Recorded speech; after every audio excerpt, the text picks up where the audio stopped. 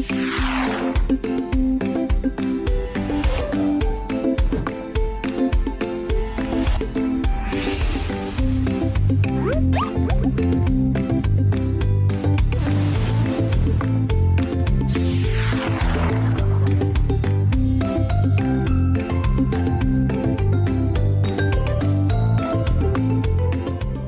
ये एक बहुत इंपॉर्टेंट सेशन है। आपने इसको निहायत गौर से समझने की कोशिश करनी है।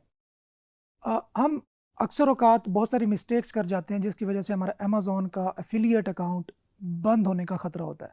अच्छा, सिर्फ़ ऐसा नहीं है कि अमेज़न एफ़िलिएट का अकाउंट ही अगर हम यूज़ कर रहे हों तो उसके साथ हमने ये मिस्टेक्स अवॉइड करनी है जो मैं आपसे शेयर करने जा रहा हूँ। बल्कि हर एफ़िलिएट जो प्लेटफ़ॉर्म है उसकी अपनी कुछ टर्म्स एंड कंडीशंस होती हैं। वो कुछ चीज़ों में बहुत स्ट्रिक्ट होते हैं। अगर हम उन चीज़ों को वायोलेट करें तो हमारा अकाउंट हमेशा के लिए बैन हो सकता है। सो अभी हम डिस्कस करेंगे अमेज़न की वो मिस्टेक्स जिनको हमने हर हाल में अवॉइड करना है। अगर हमने अवॉइड ना किया तो हमारा अकाउंट बंद होने का ख़तरा बन सकता है। सो सबसे पहली बात, लिंक्स को चेंज करना। होता यूँ है कि अगर आप लेट्स सपोज़ होस्टिंग से रिलेटेड कोई एफ़िलिएट वेबसाइट देखें, तो उसमें उस वेबसाइट के ओनर ने जो लिंक है उसको मास्क किया होता है या रीडायरेक्शन लगाई होती है। अमेज़न हमें इस बात की इजाज़त नहीं देता कि हम उसके एफ़िलिएट लिंक को कस्टमाइज़ करें या अपनी वेबसाइट के साथ लिंक करते हुए आगे जाके रीडायरेक्ट करें और अमेज़न पे भेजें। अमेज़न चाहता है कि क्लियरली यूज़र को पता हो कि वो जिस लिंक पर क्लिक कर रहा है, वो लिंक उसे डायरेक्टली अमेज़न पे ही ले जाएगा, उसको हम चेंज नहीं कर सकते। तो सबसे पहली बात आपने ख़्याल करना है कि साइट स्ट्राइप के थ्रू जनरेट किया गया अमेज़न एफ़िलिएट का लिंक चेंज नहीं होना चाहिए। और जब उस किसी भी बटन पे चेक प्राइस का बटन है या कोई भी बटन है, उस पे क्लिक करने के बाद यूज़र को क्लियरली पता हो कि ये लिंक एफ़िलिएट का लिंक है और ये अमेज़न पे ही लैंड करेगा और मैं जो प्रोडक्ट बाय करूँगा वो अमेज़न से ही बाय करूँगा। सेकंड, एक बहुत बड़ी मिस्टेक वो ये है कि अमेज़न हमें इजाज़त नहीं देता कि हम प्रोडक्ट की प्राइस अपनी वेबसाइट पे, अपने वेब पेज पे डिस्प्ले करें। ये स्ट्रिक्टली प्रोहिबिटेड है क्योंकि प्राइसेस अपडेट होती हैं, ऊपर-नीचे होती हैं। तो इस सिलसिले में हमें इजाज़त नहीं है कि हम अमेज़न की प्रोडक्ट की प्राइस को अपनी वेबसाइट पे डिस्प्ले करें। तो हम नॉर्मली जो बटन हम प्लेस करते हैं वो होता है चेक प्राइस का, कि यूज़र चेक प्राइस के बटन पे क्लिक करे और आगे जाके प्राइस वो खुद देखे। हम अपनी वेबसाइट पे प्राइस नहीं डिस्प्ले करवा सकते।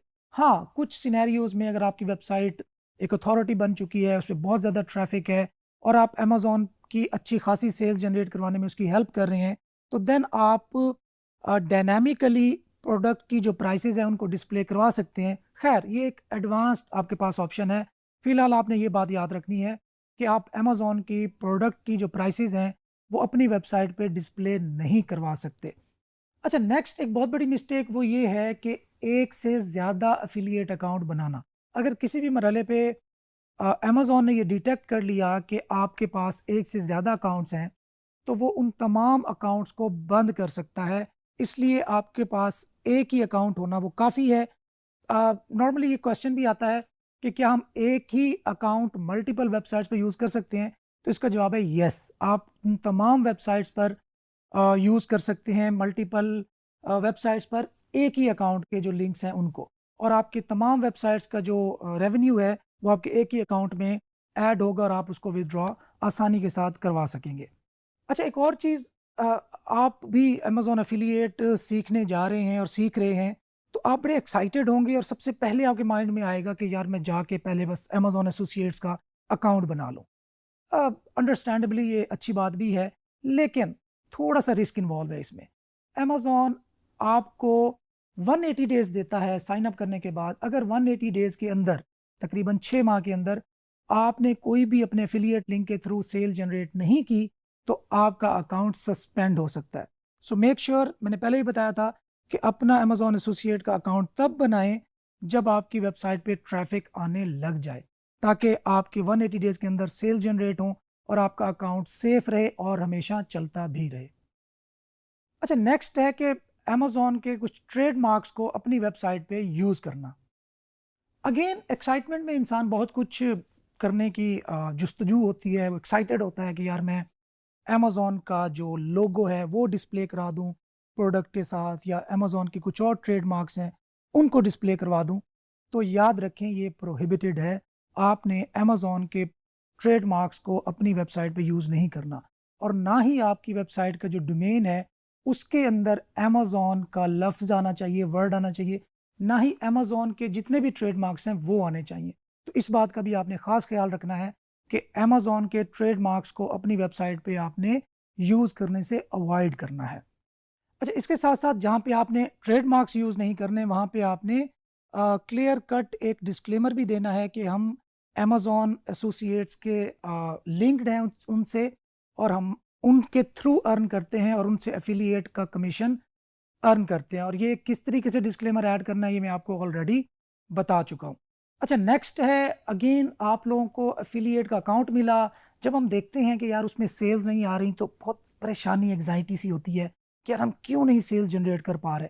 तो उस वक्त जब इंसान बड़ा एक्साइटेड भी होता है और साथ एंग्ज़ायटी में भी होता है कि यार मैं अमेज़न का अकाउंट भी बन गया एसोसिएट्स का और मुझे सेल्स नहीं मिल रही, तो फिर आप डिफरेंट तरीकों से ये चाह रहे होते हैं कि आपकी सेल्स बढ़ें।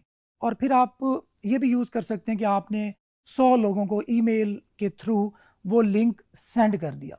तो याद रखें, अमेज़न डिटेक्ट करता है कि उस पे ट्रैफ़िक किस सोर्स से आ रही है। तो अगर उसने ये डिटेक्ट कर लिया कि आप उसके पास ट्रैफ़िक ईमेल्स के थ्रू भेज रहे हैं, तो आपका अकाउंट सस्पेंड हो सकता है। जी हाँ, आपने ईमेल मार्केटिंग को यूज़ नहीं करना अमेज़न एफ़िलिएट लिंक को प्रमोट करने के लिए।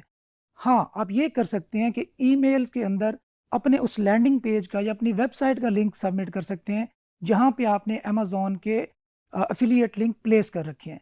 डायरेक्टली आप अमेज़न एफ़िलिएट का लिंक ईमेल्स के अंदर एम्बेड नहीं कर सकते, आपने इसे अवॉइड करना है। इसी तरह जहाँ पे आप ईमेल्स के थ्रू लिंक नहीं दे सकते, इसी तरह आप पीडीएफ, न्यूज़लेटर्स या इस तरह के दूसरे सोर्सेज़ के थ्रू भी आप अपना एफ़िलिएट का लिंक, डायरेक्ट एफ़िलिएट का लिंक प्रमोट नहीं कर सकते। आपने अपनी वेबसाइट का लिंक प्रमोट करना है, लोग आपकी वेबसाइट पे आएँ और वहाँ से क्लिक करके अमेज़न पे जाएँ और वहाँ से बाय करें, तो ही आपको अमेज़न एफ़िलिएट का कमीशन देगा और आपका अकाउंट भी इस तरीके से सस्पेंड नहीं होगा। अच्छा, इसके साथ-साथ अगर आप अपनी वेबसाइट पर कोई ऑब्जेक्शनेबल कंटेंट, कोई अडल्ट कंटेंट या किसी भी तरह का ऑब्जेक्शनेबल कंटेंट यूज़ कर रहे हैं, तो भी अमेज़न का अकाउंट, अमेज़न एसोसिएट्स का अकाउंट बंद होने का खतरा मौजूद होता है, अकाउंट सस्पेंड हो सकता है। तो अगर आपका कोई ऐसा कंटेंट है जो कि ऑब्जेक्शनेबल कंटेंट है, जिसकी मिसाल है अडल्ट कंटेंट या कैसीनो रिलेटेड कंटेंट, तो उस पे आप अमेज़न के जो प्रोडक्ट्स हैं, उनको प्रमोट करने से इज्तनाब करें, अदरवाइज़ अकाउंट सस्पेंड हो जाएगा। अच्छा, अमेज़न पर ना सिर्फ़ प्रोडक्ट्स मौजूद हैं, बल्कि वो एक पूरा एंगेजिंग प्लेटफ़ॉर्म है, जहाँ पे लोग वहाँ से बाय करते हैं और उसके बाद उस पे रिव्यू देते हैं, उस रिव्यू पे डिबेट होती है, वोटिंग होती है, तो बड़ा एक एंगेजिंग एक सोशल प्लेटफ़ॉर्म भी बन जाता है। हम जब कंटेंट लिखने बैठते हैं, तो जब हमारा माइंड वैकेंट होता है, हमें मज़ीद कुछ माइंड में आ नहीं रहा होता, तो हम क्या करते हैं, हम अमेज़न पे जाके उन प्रोडक्ट्स के जो रिव्यूज़ हैं, उनको कॉपी करके अपनी वेबसाइट के कंटेंट में प्लेस करना शुरू कर देते हैं। एक तो ये डुप्लीकेट कंटेंट का तो इश्यू है ही है, लेकिन इसके साथ-साथ अमेज़न का एफ़िलिएट अकाउंट, उसके लिए भी आपके लिए मसला हो सकता है कि अगर आपने वहाँ से रिव्यूज़ कॉपी किए और अपनी वेबसाइट पे लगाते गए, तो अमेज़न इस बात को लाइक नहीं करता और आपका अमेज़न का एसोसिएट्स या अमेज़न एफ़िलिएट अकाउंट सस्पेंड हो सकता है। अच्छा, इसके साथ ही जैसे मैंने ऑलरेडी बताया कि आपने उस रिव्यूज़ को जो कि अमेज़न के प्रोडक्ट्स के पेजेस पर मौजूद होते हैं, उनको कॉपी नहीं करना। इसके साथ-साथ आपने कंटेंट भी कॉपी नहीं करना। आपका कंटेंट डुप्लीकेट नहीं होना चाहिए, वैल्यू एडेड होना चाहिए। वो किसी न किसी तरह की वैल्यू ऐड करे और आप एक्सपर्ट हों उस प्रोडक्ट को रिव्यू करने में, और आपने ये करना है कि आप उस प्रोडक्ट को यूज़ कर चुके हैं और आपकी फाइंडिंग्स उस प्रोडक्ट से रिलेटेड वो हैं जो आप लिख रहे हैं वहाँ पे। तो कोशिश कीजिएगा इन कुछ इश्यूज़ से आपने अवॉइड करना है, ताकि आपका अमेज़न एफ़िलिएट अकाउंट सदाबहार चलता रहे, क्योंकि ये आपका एक एसेट है और एसेट कल को आपकी वेबसाइट्स बिकेंगी भी सही, और उस बिकने के लिए ज़रूरी है कि आपका अमेज़न एफ़िलिएट का अकाउंट लाइव हो, ताकि वेरीफ़ाई हो सके आपका रेवेन्यू, आपकी अर्निंग और आपकी वेबसाइट अच्छे पैसों में फ्लिप हो सके। Thank you.